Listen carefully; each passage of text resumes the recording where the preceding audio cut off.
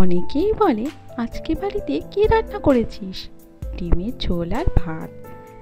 আমি বলি এই ডিমের ঝোল আর ভাত না করে দুটো একসাথে এইভাবে পোলাও বানিয়ে নিন, দারুণ লাগবে খেতে, ভীষণ টেস্টি। দেখেছেন কালারটা কি সুন্দর এসছে? এইভাবে অবশ্যই বাড়িতে ডিমের পোলাও খুব সহজেই এটা হয়ে যায়। নমস্কার বন্ধুরা, দুর্গাস ব্লগে আপনাদের অনেক অনেক স্বাগত। আমার আজকে নিউ রেসিপি ডিমের পোলাও।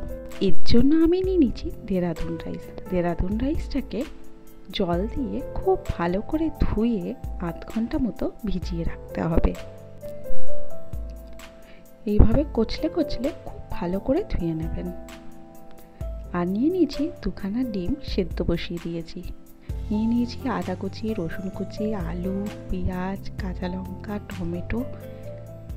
এইটুকু দিলেই বাস আমার কিন্তু রেডি হয়ে যাবে। এবার বসিয়ে দিয়েছি কড়াই। কড়াইয়ের মধ্যে সামান্য সর্ষের তেল দিয়ে দিলাম। সর্ষের তেলের মধ্যে একটা ডিম ফাটিয়ে দিতে হবে। এর একটা ভুজিয়া বানিয়ে নেব। সামান্য একটু নুন অ্যাড করে নেব। এর একটা ভুজিয়া করে নেব আমি। খুব সিম্পলভাবে এই রেসিপিটা হয়ে যাবে। অবশ্যই পুরো ভিডিওটা দেখতে থাকবেন। আমি এখানে দেরাদুন রাইস নিয়েছি, আপনারা চাইলে ঘরের রাইসও করতে পারেন সেদ্ধ চালে। ডিমের ভুজিয়াটা করে তুলে নিলাম। এবার কড়াইতে আবারও সর্ষের তেল দিয়ে দিলাম। আমার পুরো রান্নাটা এই সর্ষের তেলেই হবে। সর্ষের তেলের মধ্যে সামান্য একটু নুন আর হলুদ দিয়ে যেই ডিম দুটো সেদ্ধ করে নিয়েছিলাম ওইটাকে ভেজে নিচ্ছি। আপনারা চাইলে এই ডিম দুটো হাফ হাফ করেও ভেজে নিতে পারেন, তাতে কিন্তু ডিমের পোলাওয়ের গন্ধটা খুব সুন্দর আসে। ডিমগুলো ভাজা হয়ে গেছে, আমি এটা তুলে নিলাম। এর মধ্যে আমি দারচিনি আর এলাচ ফোড়ন দিয়ে দিলাম। তারপরে ওই তেলের মধ্যেই সামান্য একটু পেঁয়াজ কুচি দিলাম। এটা বেরেস্তা করে তুলে রাখবো। এই সময় গ্যাসের ফ্লেমটা কিন্তু লো রাখবেন। লো রেখে হালকা আঁচে ভেজে নেবেন। হাই করলে বেরেস্তা হবে না, ওটা কিন্তু কালো হয়ে যাবে। পেঁয়াজটা এরকম লালচে করে ভেজে তুলে নিতে হবে। পেঁয়াজগুলো এবার ভেজে তুলে নেব। ওই তেলের মধ্যে আমি কিন্তু আর বেশি তেল অ্যাড করব না। ওই তেলের মধ্যে আলু আর পেঁয়াজ কুচিগুলো ভেজে নেব। আমার রান্না যদি আপনাদের ভালো লেগে থাকে অবশ্যই লাইক, কমেন্ট, শেয়ার করে দেবেন। সাবস্ক্রাইব অবশ্যই করবেন, পাশে নোটিফিকেশন বেলটাও অন করে দেবেন। এরকম নতুন নতুন ভিডিও চাইলে সবার প্রথম যেন আপনার কাছে পৌঁছায়। আলু আর পেঁয়াজটা একসাথে সামান্য একটু নুন দিয়ে ভেজে নিচ্ছি। একটু তেজপাতা অ্যাড করে দিলাম। আপনারা চাইলে দারচিনি এলাচের সাথেও তেজপাতাটা অ্যাড করতে পারতেন। প্লিজ রান্নাটা ভালো লাগলে শেয়ার করে দেবেন।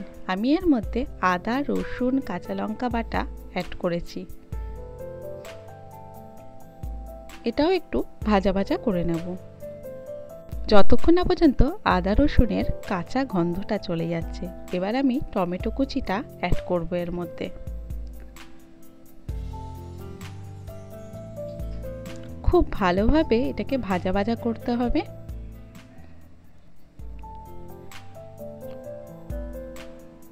রেসিপিটা যদি ভালো লেগে থাকে অবশ্যই কমেন্ট করে জানাবেন। এর মধ্যে হলুদ, লঙ্কার গুঁড়ো আর নুন, স্বাদ মতো নুন আর স্বাদ মতো চিনিও আমি হাফ চামচের মতো এর মধ্যে অ্যাড করেছি। খুব ভালো করে মশলাটা কষাবেন। একটা জিনিস মনে রাখবেন, টমেটোর সাথে যদি লঙ্কার গুঁড়ো, হলুদ দেওয়া যায় তার কিন্তু কালারটা দারুণ হয়। এর মধ্যে আমি দিয়ে দিলাম ধনের গুঁড়ো 1 চামচ আর জিরের গুঁড়ো 1 চামচ। এবার আমি খুব ভালো করে মশলাটাকে কষাবো। একটু একটু জল দিয়ে মশলাটা খুব ভালো করে কষিয়ে নিতে হবে। প্লিজ আমার চ্যানেলকে সাবস্ক্রাইব আপনারা অবশ্যই করবেন। মশলাটা খুব ভালো করে কষাতে হবে যতক্ষণ না তেলটা ছেড়ে যাচ্ছে মশলা থেকে। দেখুন আমার তেলটা কিন্তু ছেড়ে ছেড়ে এসছে। মোটামুটি আমার মশলা কষানো একদম রেডি। এবার আমি ধুয়ে রাখা চালটা আমি এর মধ্যে অ্যাড করে দেব।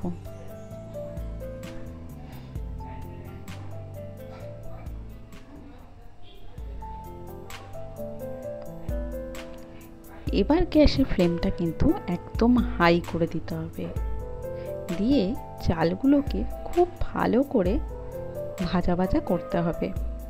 এই মশলাটার সাথে চালগুলো অনেকক্ষণ ধরে ভাজতে হবে, প্রায় 5 মিনিট। যত বেশি ভাজবেন কিন্তু হালকা হাতে একদমই, নাহলে কিন্তু চাল ভেঙে যাওয়ার চান্স থাকবে। এবার আর একটা জায়গায় একটু গরম জল বসিয়ে নিন। যতটা চাল দেবেন ঠিক তার ডবল পরিমাণ জল দেবেন।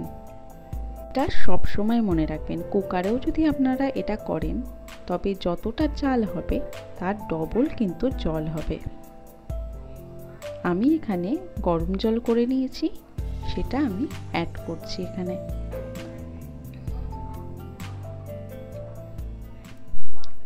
এখন এইভাবে ঢাকনা দিয়ে রাখবো, কিছুটা সময় হতে দেব। খুব সহজেই এই রেসিপিটা হয়ে যায়। এরপরে আর একটুও বেশি সময় লাগবে না, 10 মিনিট এই রকম ঢাকনা দিয়ে রেখে দেব।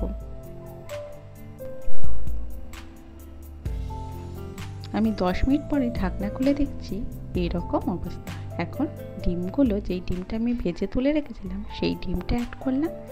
এর মধ্যে কিশমিশ অ্যাড করেছি, ভেজে রাখা ডিমের ভুজিয়া আর বেরেস্তা সব অ্যাড করে দিলাম। অ্যাড করে এর মধ্যে একটু এবার ঢাকনা দিয়ে রাখতে হবে 5 মিনিটের মতো। দেখুন আমার কিন্তু পোলাও একদম রেডি। Thank you.